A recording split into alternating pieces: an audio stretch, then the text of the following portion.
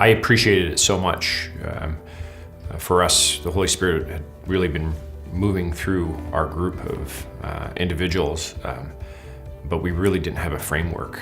And so when I came here, and I was a new pastor as I came here in January, it was just providential in that it's like, oh my gosh, you don't have to go it alone.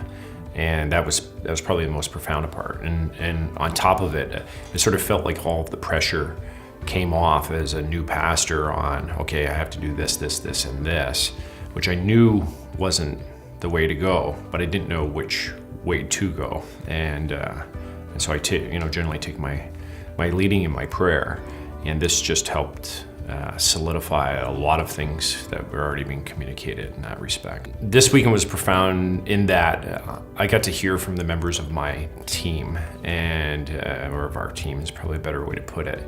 And my wife's here this time as well. And they were able to see it, and they were able to see it not only in the church. It's funny, my dad's here as well, and he would walk around the neighborhood and around the park. He would stop and talk to people, and he was able to grab the same essence that he felt in the church and the community.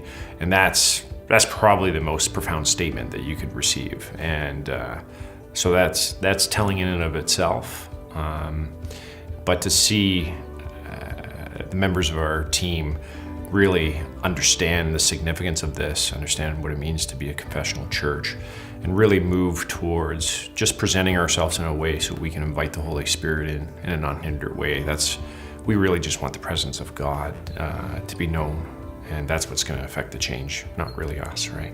You know, as a church leader, you really want to have an effect outside of the four walls, and so when you see that coming into play, then what more do you really need? So my wife and I were prayed over from some young teenage girls, and it's crazy. There was like 11 of them or so, and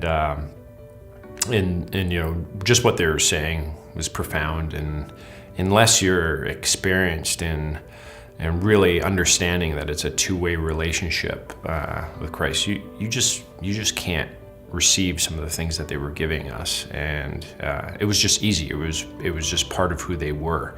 And so there was no strain or anything. And so for our church, we're just starting to navigate through this and trying to invite this in, where here it just seems that it's become the default.